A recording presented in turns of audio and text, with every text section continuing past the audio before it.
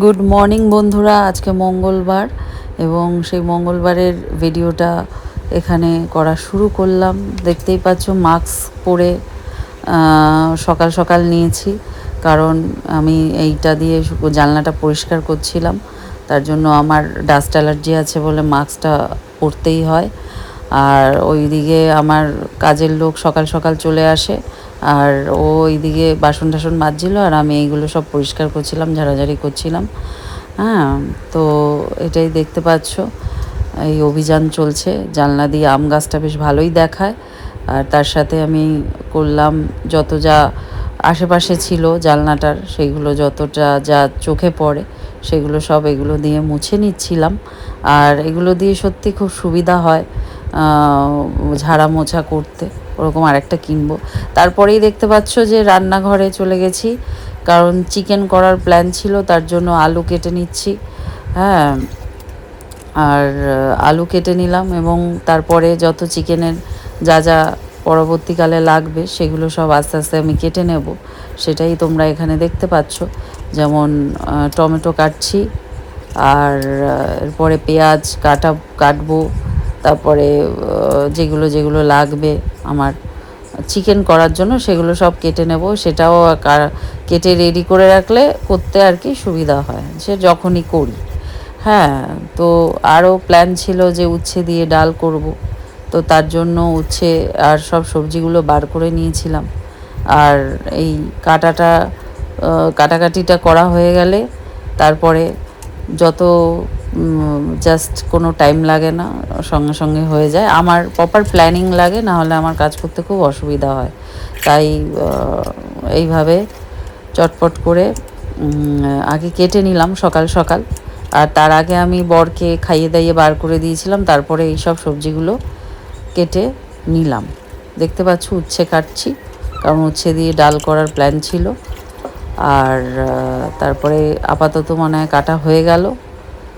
সেইগুলো আবার সব ধুয়ে ধুয়ে রাখছি, জায়গাটা পরিষ্কার করে নেব। এরপর আবার আদা করতে হবে, তাই আদা স্ম্যাশ করব ইয়েতে। পেঁয়াজ কাটা বাকি ছিল আমার। প্রত্যেক খাপে মানে আমাকে ধুতে হয়, নাহলে নোংরা জায়গায় ওরকমভাবে তো কাটলে হবে না। ওই জন্য আবার ধুয়ে নিলাম, ধুয়ে আবার পেঁয়াজটা কেটে আবার পরিষ্কার করে রাখলাম। এবার আদা, চিকেনের জন্য আমার আদা রসুন পেস্ট আছে, তবুও আমি আলাদা করে আদা দিলাম, আদা স্ম্যাশ করে দিয়েছি, আলাদা করে রসুনও দিয়েছি, আবার আদা রসুন পেস্টও দিয়েছি। কারণ একটা আসল জিনিসের একটা আলাদা, আর ওটা তো অনেক দিন আগের থেকে আদা রসুন পেস্ট করা থাকে, ওটা যতই যা হোক তাও নিজের থেকে আলাদা করে, তাই আদা পেস্ট করে করে নিলাম, স্ম্যাশ করে নিলাম। হ্যাঁ, তো এইভাবেই চিকেন করার আর ডাল করার সব সরঞ্জাম আমি কেটে কুটে নিয়েছি, বুঝলে? এবার দেখতে থাকো।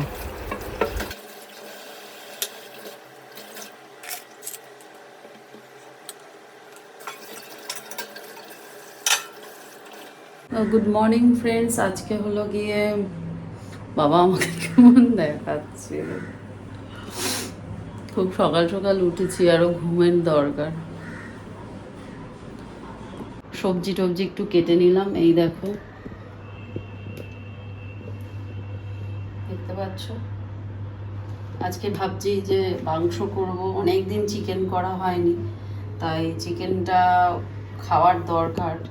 তো এই জন্য পেঁয়াজ কাটলাম, আদা স্ম্যাশ করলাম তারপরে এই যে এটা দিয়ে ডাল করব ভাবছি। উচ্ছে ভাজা বা উচ্ছে ভাজা করে যেমন ডাল করে সেরকম একটা ডাল করব ভাবছি। আর রাঁধুনি ফোড়ন দিয়ে এটা করতে হবে। আর এইটা হচ্ছে টমেটো কেটেছি, আরও টমেটো একটু ফ্রিজে রয়েছে, সেটাও চিকেনে দিয়ে দেবে। যে আলু কেটে রেখেছি, এইখানে হচ্ছে পাকা পেঁপে কেটে রাখলাম, যাতে একবারে আর আমার কাটাকাটিতে না আসতে হয়। আর লঙ্কাটা কাটা বাকি রয়ে গেল, লঙ্কাটা কাটতে হবে। এই হচ্ছে এখনকার সকালবেলার কাজ। প্রচণ্ড ঘুম পাচ্ছে, এখন আমি একটু বসবো। বসে তারপরে ভাববো যে বাকি কখন কি করব, সেগুলো প্ল্যান করবো আর কি। তো রাত্রেবেলা একেবারে চলে এলাম, চিকেনটা করলাম রাত্রেবেলা।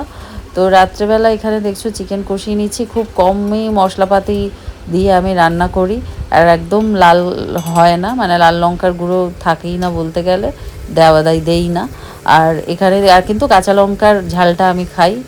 আর এখানে এইভাবে করে আমি ও বরকে বলেছিলাম রুটি নিয়ে আসতে, তো রাত্রে রুটি নিয়ে এসেছিলো, রুটি দিয়ে চিকেন দিয়ে খেয়ে শুয়ে পড়লাম।